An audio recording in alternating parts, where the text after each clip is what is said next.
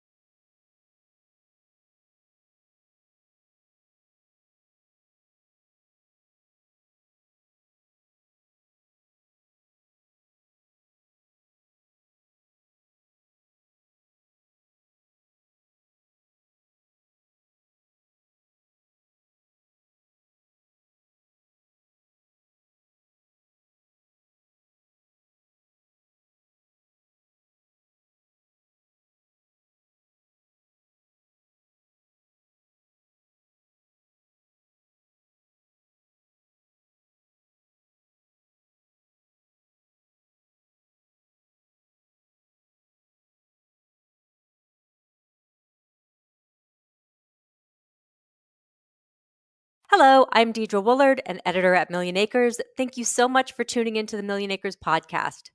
So there's no denying that this has been one of the toughest years and the toughest times this country has ever faced.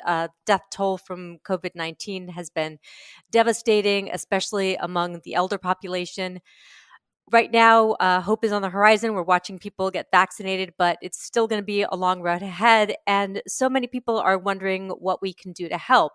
So today I'm talking with Sharon Wilson-Geno, who is responsible for the overall strategy and operations of Volunteers of America National Services. National Services owns and operates more than 30 senior living and care communities throughout the United States, as well as several hundred affordable senior, multifamily, and special needs housing and other real estate projects.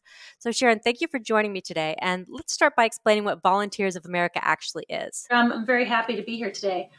Volunteers of America is going to be 125 years old next year. We're one of the oldest and largest social service organizations in the country that was founded with a mission to serve America's most vulnerable people. We serve now in 46 different states in Puerto Rico and the District of Columbia. Our organization is really broken up into two parts. One is we have 30 local affiliates that are based in communities across the country, and each of those local Volunteers of America affiliates serves in a different way. We provide a whole myriad of social services, everything from behavioral health to substance abuse recovery programs to charter schools to foster care and a million other things in between. The other part of the organization, which is the part of the organization for which I'm responsible, is Volunteers of America National Services. And National Services operates coast to coast, but we only do two things. One, we are one of the largest nonprofit affordable housing developers in the country. We have over 17,000 units in 40 states and Puerto Rico. And the second thing we do is senior health care.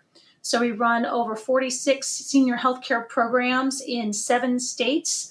And we do everything from 8 different lines of business. So we run skilled nursing, we run assisted living, we run adult day, we run a nursing home without walls program called the Program for All Inclusive Care for the Elderly, or PACE. We run a geriatric psych hospital. And a variety of other smaller programs. So we have through the COVID experience, we've had eyes on a lot of the work that we do on the housing and the senior care side. It's been an interesting time. Yeah, I'm sure. Let's talk a little bit about that. Certainly, I know that COVID has disproportionately affected the elderly. I know some people who've lost parents and lost grandparents. And I know that this has changed how people view elder care and nursing homes. Do you feel like that's a temporary shift that's going to change after we get a vaccine? Or is there sort of a different feeling that you're noticing? Yeah, I think that's a really good question. And I think there's been a lot said about, are these good and safe places to be? And I think a lot of facts are missing from that conversation, which are who are the people that are traditionally in senior care facilities? They are our most vulnerable. And we've sadly lost a number of people in various facilities that we have. But many of them were already on hospice care. Many of them have these pre-existing conditions for which this really dreaded virus goes right to. So I think there's some public perception that somehow it was the care facility that didn't do enough. But when you have a collection of people for whom this disease is completely targeted, those numbers are going to be very different from what you're going to see in the general population. So I think there's some skewing of what that is. But more to your question, is that concern going to be temporary? Frankly, I think so. Our senior care facilities are going to be first in line here for the vaccine, as well as our staff. So if people are concerned about their loved ones and they want to be sure they get vaccinated, being in a skilled or other kinds of senior care facility is one place where they can maybe have that opportunity sooner and be surrounded by staff who also have had that opportunity as well. So, but I think as we talk more, I think there's going to be a whole variety of kinds of ways that seniors are served in the future. This is just one of them. Interesting. So, as far as those vaccine like that rollout, what is that looking like already? Have you been in touch with different providers? Oh, we have a date to start, at least in some of our facilities, Awesome. December 28th, and that was news today. It is, and we've been back and forth with our consulting team today, a clinical team, about how that's going to work. The CDC has really given us a nice protocol of how you prioritize who gets the vaccine and how that works out. There's going to be some timing issues with the different national providers that we're working with, so we have to sort of figure that out. There are concerns with staff about people having side effects from the vaccine, about being out for work for a couple of days because of that. And being sure we are staffed sufficiently and we're staggering how that vaccine rolls out, both to be sure that residents who potentially could have side effects are cared for properly when that happens, and two, to be sure we have sufficient staff to cover those possibilities as well. So it's a very complicated process, but we're excited to get started. Yeah, I'm sure. So that brings up my next question, which is about healthcare and housing and the ways that they're connected. I know that's a passion point for you, and I think it's interesting this year that the federal eviction moratorium came from the CDC because they were talking about it being, the homelessness has become a health risk. So do you think we're going to see more interventions like that, and specifically around senior care? It's already happening. The research finally, after years and years of talking about this, is clear.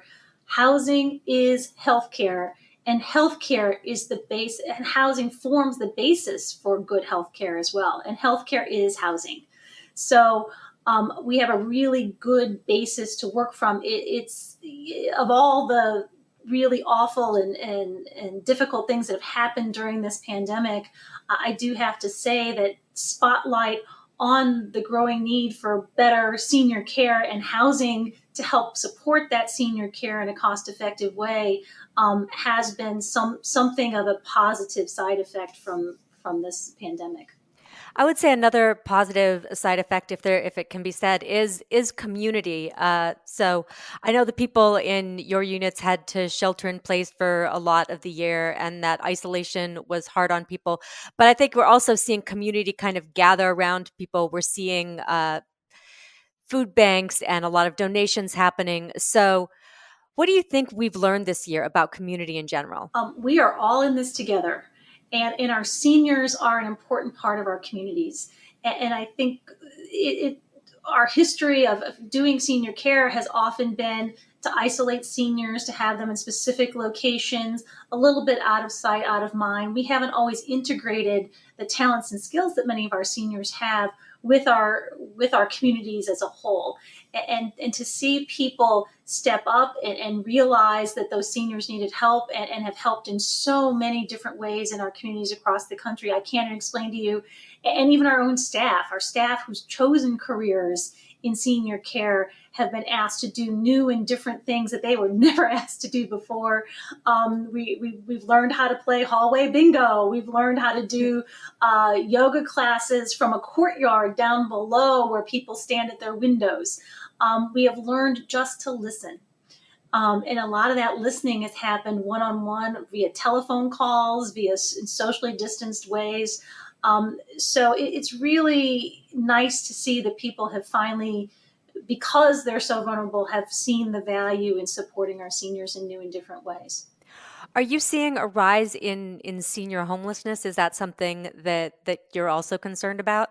This is a growing tsunami of seniors, as many people know, that the growth in the senior population is enormous. And there's a significant growth between 2010 and 2030 when the baby boom generation all turned 65.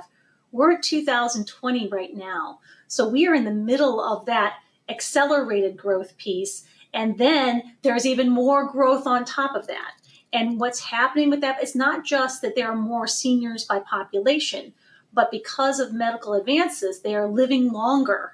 They are living with more chronic health conditions because we can now treat them, and they're living longer in poverty. Sadly, because many of them had never expected to live as long as they have, and their savings and the actuarial tables on their pensions, to the extent they have them, did not anticipate lives into the 80s or 90s.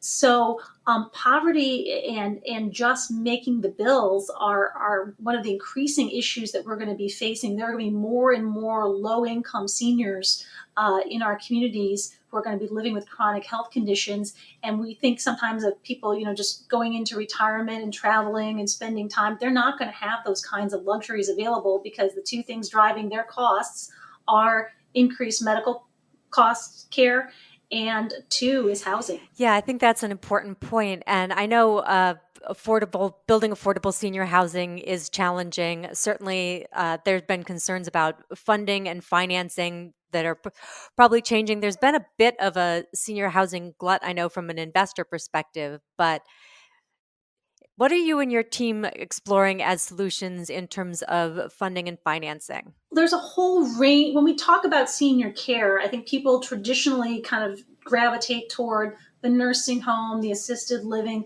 the senior health care side of it. And you're right, there has been a glut of that kind of investment. I think primarily for optimistic investors who saw the growth in the population and said, yeah, that's exactly where I want to be. But what's changed fundamentally is what seniors want. The baby boom generation is not the generation of World War II, many of whom were serving and are now serving now more baby boom generation. Those people were very focused on security and service. So moving into a senior care type facility where they could get that kind of service and know that they were being taken care of was a really important aspect for them. The baby boom generation, they really want to be relevant and they really want to be integrated within communities. So what we're doing is we're always going to continue to provide that senior care piece because there's going to be a percentage of that population that's still going to need that kind of high level of healthcare service.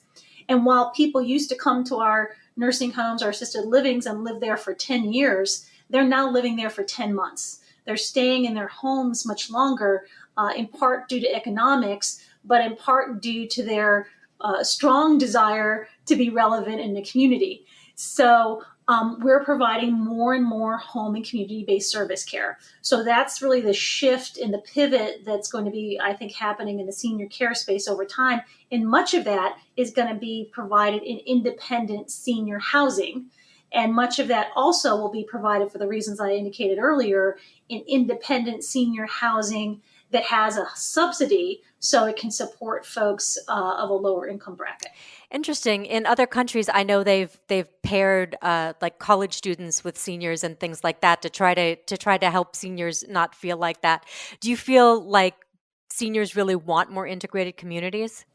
Yeah, they do. And it's been, again, the pandemic has really brought that out, where we've had seniors in some of our buildings who've been very independent, and during the pandemic, they have come down and we're not doing social events in the community rooms. We're not doing that kind of group activity. And it's been interesting to see even some of the most independent of them, how much they've missed that and how they've really been clamoring to get back into those kinds of events.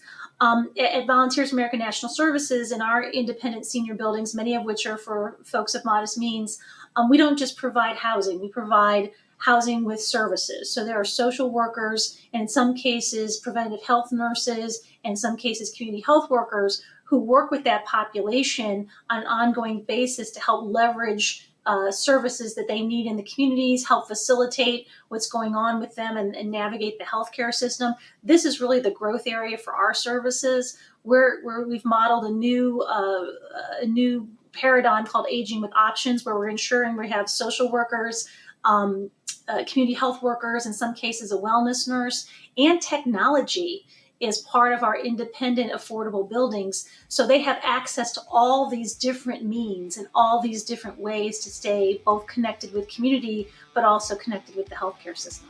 Fantastic. Well, thank you. That's a great place to take a short break.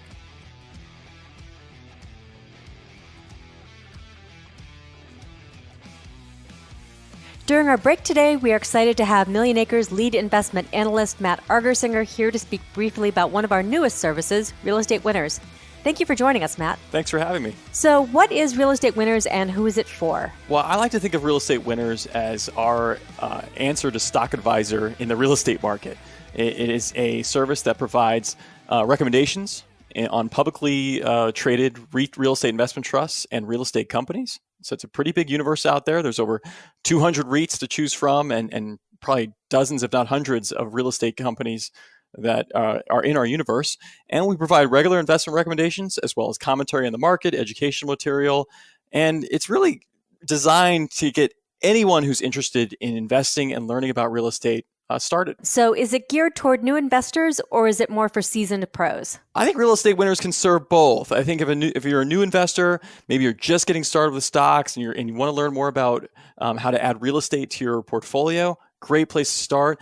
If you're a seasoned investor and just thinking, okay, how can I diversify my portfolio, maybe reduce the volatility in my portfolio, maybe add some income to my portfolio, then I think Real Estate Winners is a great solution for that cohort as well. Fantastic. What are the benefits of being a member of Real Estate Winners? Well, I think the number one benefit is from day one when you join, you get our top 10 investment ideas at the moment. So really right from the beginning, you know what our 10 best ideas in the publicly traded real estate market are. And then going forward on a monthly basis, you'll get a new recommendation, sometimes more than one new recommendation, as well as regular content that we're coming out. We're covering our past recommendations, providing updates on, and talking about the real estate market. So it's really the full package if you're interested in real estate investing. Perfect. So what do you need to get started? Really, all you need is a discount brokerage account. So if you're used to buying stocks, and you probably already have that. If you haven't bought stocks in the past, of course, just open a discount brokerage account. These days, you don't even have to pay commissions. It's fantastic. So it really couldn't be easier to get started investing with Real Estate Winners. Sounds fantastic. So how can people sign up? Sure. They can head over to real.fool.com. That's real.fool.com. Great. Thank you so much, Matt.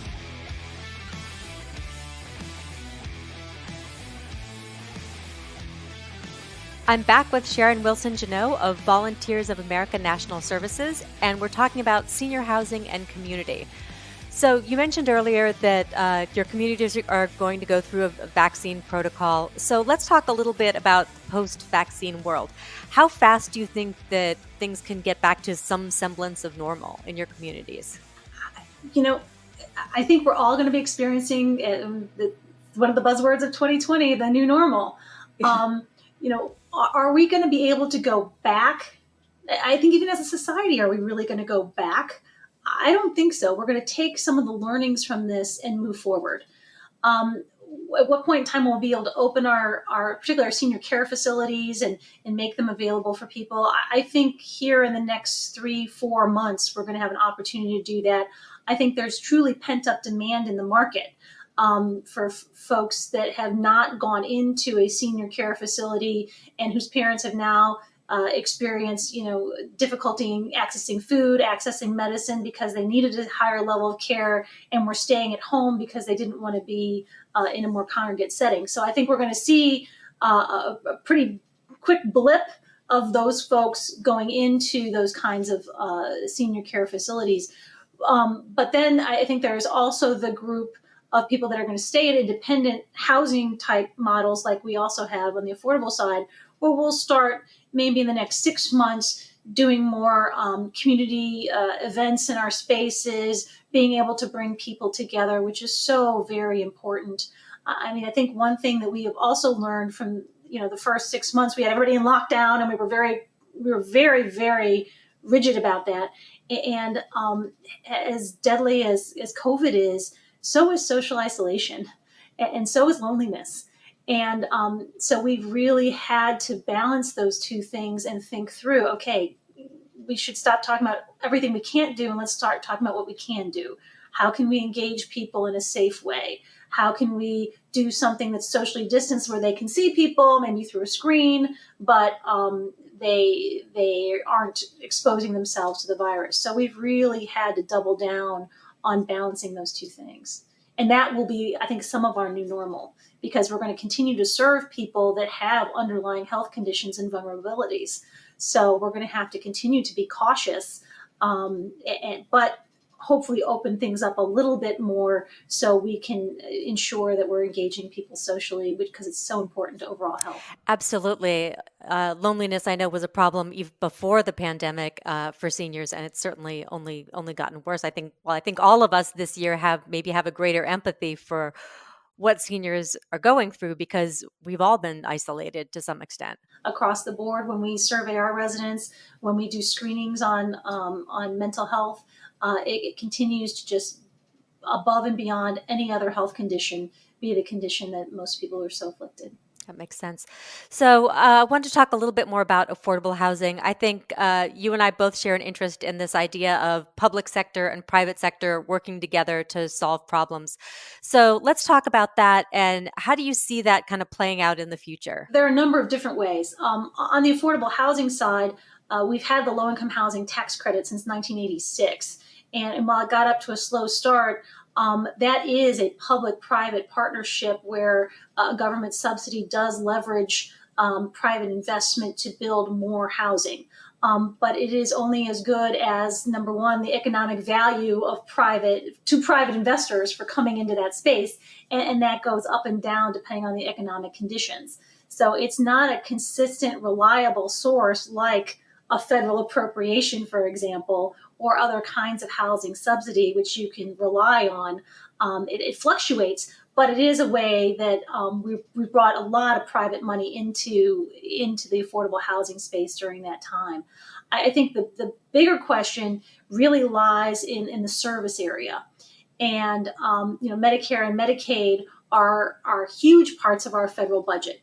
And with the growing aging population, they are the drivers of that in Social Security, which is also something that supports seniors. Those are the things that are driving our national debt.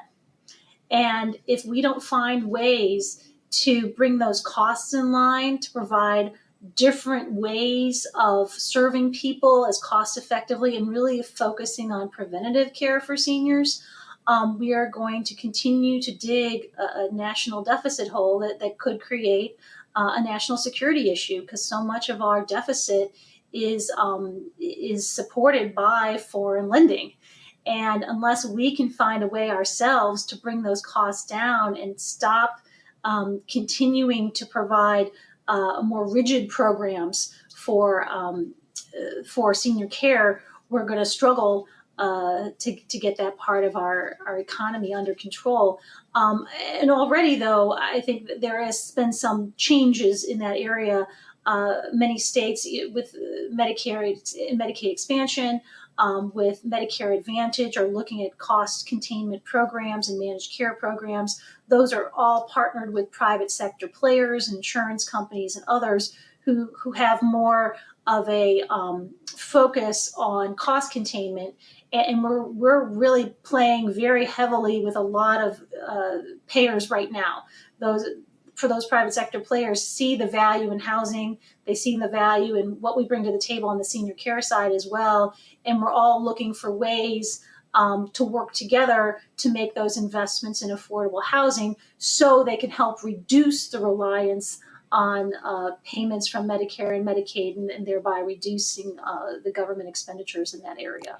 Interesting. Also wanted to talk a little bit about private companies and that private companies contributing to try to help affordable housing. For example, I know Facebook, Google, a lot of those companies have started putting money toward affordable housing and solving, frankly, some of the problems they helped create in certain cities. But are you seeing a lot of interest from private companies wanting to work with you, wanting to donate or sort of contribute and help solve some of the problems that your company and that your organization is facing? Yes. And we've had, some really good relationships with the private sector banks and investors on the affordable housing side for many years. We have started a fund which will launch in January, a housing and healthcare justice fund. And it really is to help focus private investment around the intersection of housing and healthcare, which is exactly where we're going and exactly where our organization is. We're one of just a handful of national organizations that does both affordable housing and senior care. So we're well positioned to kind of pull these two things together, as I was discussing before. And really being sure we're focusing those investments, particularly in affordable housing, all of which is going to have some healthcare component to it moving forward, in underserved communities, be them racially underserved, underserved because they're in a rural area, or being underserved because of economic disparity. So we're looking at targeting those funds and partnering with the private sector to help deploy those funds in a way that will have some really strong results and can show data-driven solutions to how the intersection of housing and healthcare, particularly for seniors, can reduce costs and provide better quality outcomes. Is the expiring of eviction moratoriums something that impacts your work at all? It does a little bit, but I'll give you a kind of a hidden one too, which is another area where we're looking for help from the private sector for as well. Most of our portfolio is senior, and most of that senior portfolio, about 75% of it, is subsidized with government subsidies. We're serving folks in that portfolio who make $13,000 a year. They make a Social Security check, sometimes disability, that's about it. So without that government subsidy, and that government subsidy pays the rent, we would be seeing much higher numbers. About 20% of our portfolio is family. And those families are working and relying on wages. Granted, they're getting a subsidy as well. However, that's where we're seeing a little bit of an uptick, not as much as one would expect, because they are the lucky ones. They are the 1 in 4 families who need housing subsidy in this country that actually get it.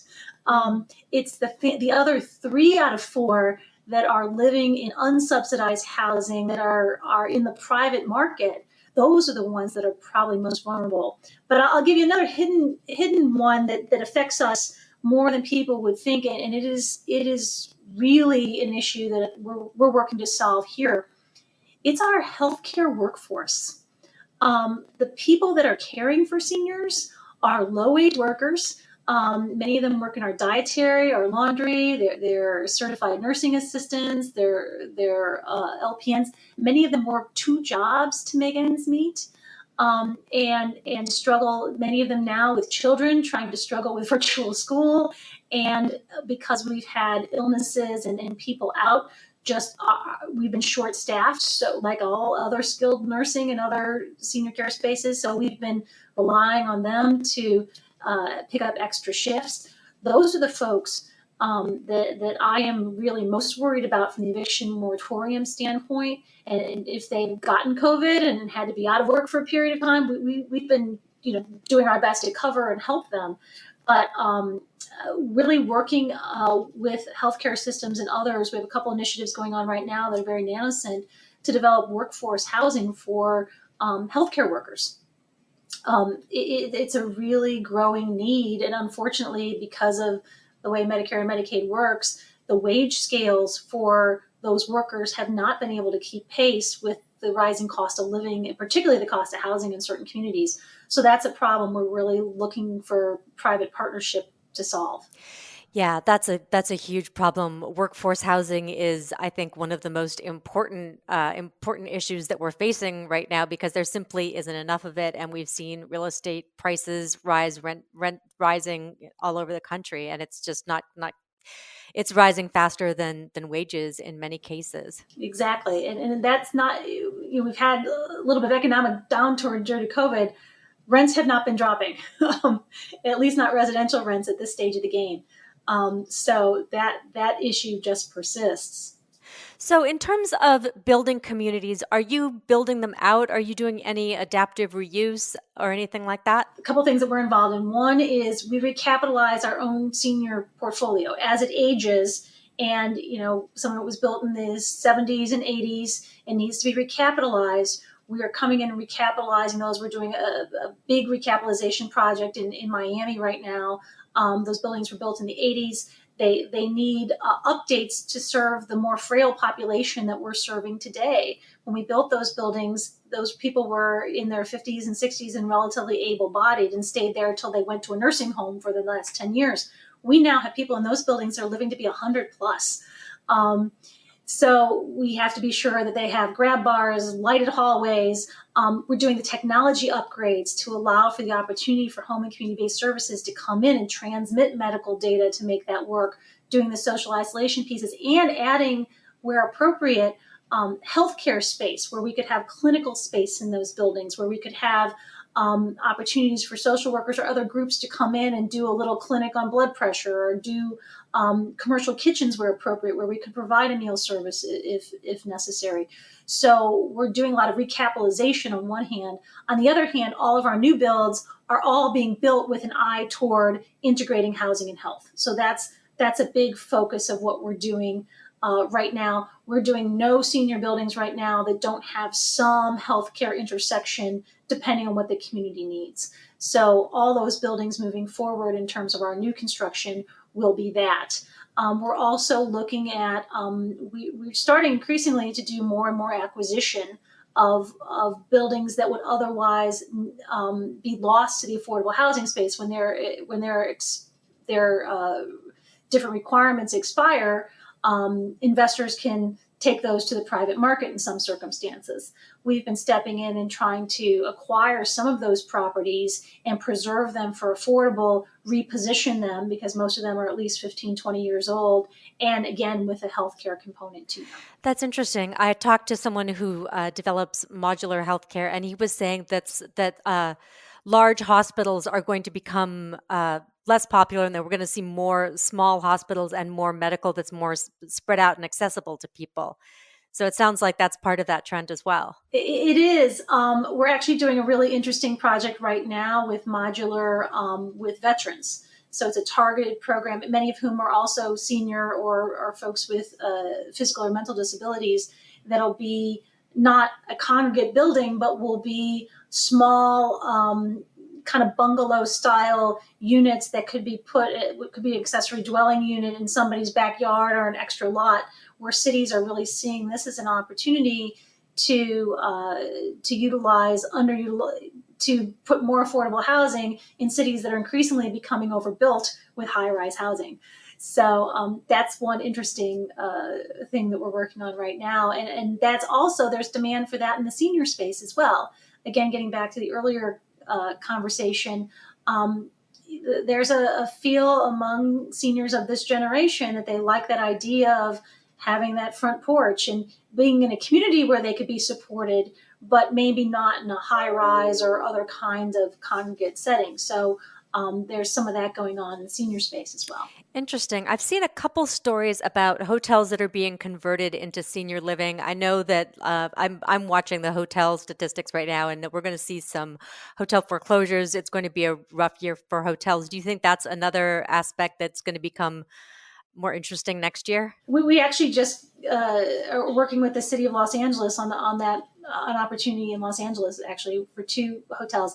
The thing that I think we have not even begun to scratch the surface on, but is coming to an office building near you, is adaptive reuse of office space. As we are all going to sort out here in the next year, who's going to go virtual, who's not, how permanent that is, and a lot of organizations looking to really shrink their footprint. I think we're going to be looking at opportunities to do interesting adaptive reuse of office, and I'm excited about that. There hasn't been a ton of that done, and obviously there's some structural things that make that somewhat more challenging. But I think in certain cities where it's been very difficult to get real estate at a cost that's effective for senior housing, this might be a real opportunity to bring people into communities and make them feel more relevant, rather than communities that are on the outskirts of town with pretty lakes and greenery around them, but sometimes can be isolating for certain seniors. Yeah, I think that's really interesting too, and that's something that I'm excited about. So let's close up on a positive note. What are you most optimistic about next year and in the next 5 years as the need for senior housing continues to grow? I got to tell you, I am really excited about what I feel like is happening. First of all, just the focus on seniors. I mean, the fact that this has been sort of a quiet population that people have taken for granted. Now folks are really targeted, are understanding better the demographics of the senior population, the growing population, and the needs of that population. So just focus around that, I think, is a really important piece.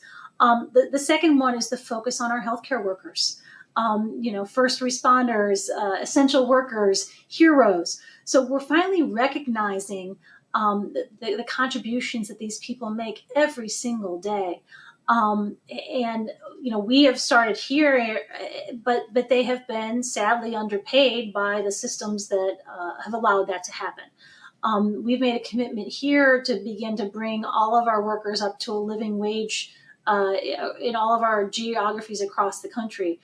It's going to take a commitment on our part over multiple years to make that happen, simply because the revenue streams from Medicare, Medicaid, and other programs don't support it.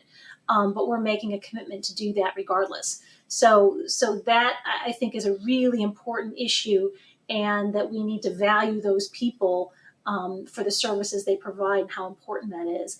And the final one is really this focus on technology and what role will technology play in serving seniors moving forward. One of the initiatives we have right now is just to get all of our buildings wired in a way where people can use personal devices. Many of them were built, a number of years ago where that really wasn't necessary. But we're going back and doing that now, and not just we have a couple demonstrations going on where we're using Alexa and Google Dot in certain buildings for social isolation purposes and communication purposes, and those are going well, but really being sure that they are wired sufficiently to allow healthcare workers and home health aides to come in and out and transmit medical information from the home. There are all sorts of assistive devices right now that can measure your heart rate, your blood pressure, your blood sugar. I saw one that was generated by radar that didn't even need Wi-Fi, that I thought was pretty cool. So there's all sorts of noise going around this technology space. And I think as we've come to recognize that the cost and just the workforce to support seniors one-on-one is not going to be there in the future, given the growth in the population, we're going to have to shift, particularly for low-income seniors, frankly, we're going to have to shift to more cost-effective ways that are going to be driven in part by technology. So that's a really exciting part of what's going on. There's a lot of noise going on. Yeah, I think telemedicine has proven this year that it's actually very viable and very useful. And it's really taking all these different devices and technology things and figuring out exactly where they fit. Telemedicine is a tool in the toolbox, but I think we've also learned over COVID it's not a panacea. So it has a role, but where does that role fit, and where could other technologies play a role, and where do actual humans have to come in? And so we're all kind of learning what that continuum is. And the other thing that's exciting about it too is that even before COVID, to their enormous credit, the Centers for Medicare and Medicaid have been looking at ways to use the Medicare and Medicaid payments to start paying for these kinds of alternative preventative devices and other things, including broadband, including preventive health, including exercise opportunities, including all these other things, because they're recognizing that if they don't pay for those kinds of things up front, the cost when someone with a chronic illness goes to the emergency room is significantly higher. So the flexibility that they're now showing under their waiver programs to support a number of different solutions and create a very large smorgasbord from which different populations and different individuals can select at different parts of their life too, because it's not static. You might be looking at certain kinds of interventions at one point in your life, another kind of intervention later, and you might go back to the other intervention because something else has happened. So just creating all those different opportunities and figuring out how those pieces fit for each individual is really going to be our future, I think. That makes a lot of sense. Well, Sharon, thank you for your time today. And just a reminder for our listeners, you can find out more about Volunteers of America at VOA.org. And we named VOA one of our top places to donate this year on Millionacres because they serve a growing need. So I hope you will check them out. Thank you for tuning in to the Millionacres Podcast. I hope you liked today's show. If you enjoyed this episode, please consider subscribing through your favorite podcast provider. And if you have any questions, please feel free to drop us a line at help@millionacres.com. Stay well and stay invested. People on this program may have an interest in the deals, offerings, or services they discuss, and Millionacres or the Motley Fool may have a formal recommendation for or against. Always consult a certified tax professional before acting on tax advice, and do not buy or sell assets based solely on what you hear.